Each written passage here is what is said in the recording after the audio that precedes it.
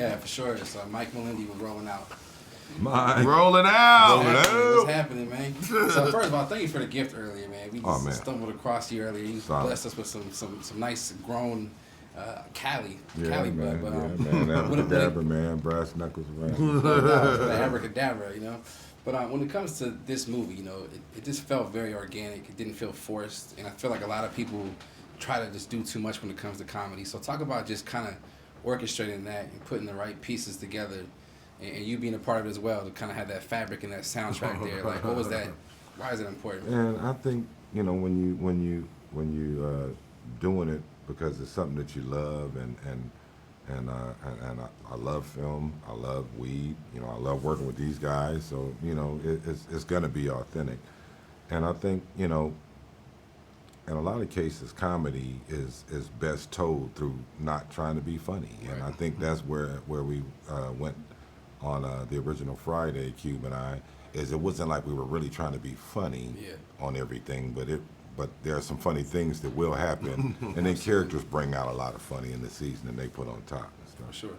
You know, both of you guys, you know, you understand branding and how that is so essential and important when it comes to just, you know, growing your wealth.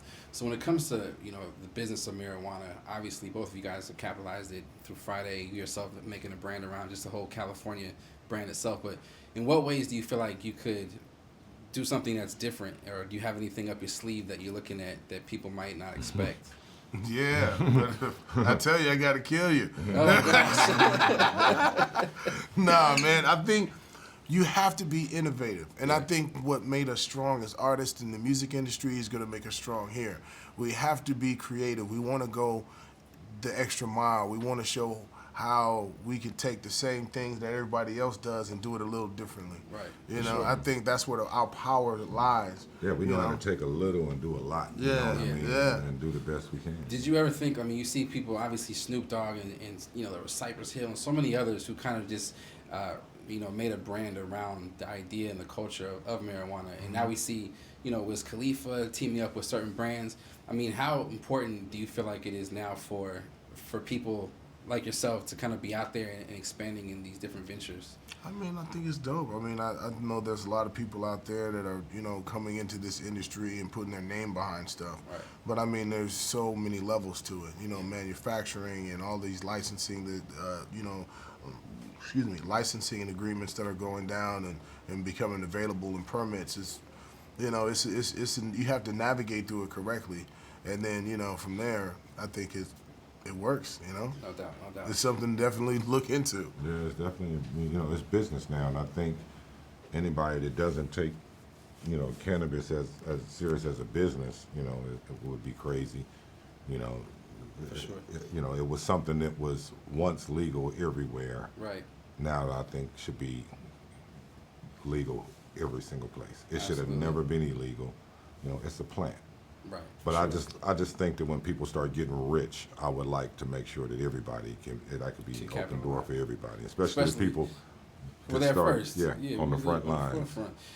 You know, you were also in the forefront when it comes to the comedy realm. Like, you created a genre when it came to Friday, and I feel like a lot of people are excited about this and a lot of other projects. But I mean, you understand characters, and I'm curious about what you thought about the passing, you know, of Charlie Murphy, who recently passed away.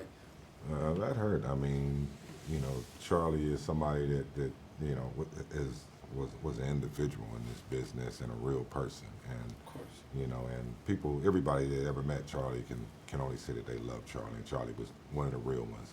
And so it always goes back to why all the real ones, but you know, we can't start naming people we want to see go. Right. Definitely. And if we could, it'd be nice. I'd be like, but yeah, much love and respect. Rest in peace to Charlie Murphy. And, For sure, man.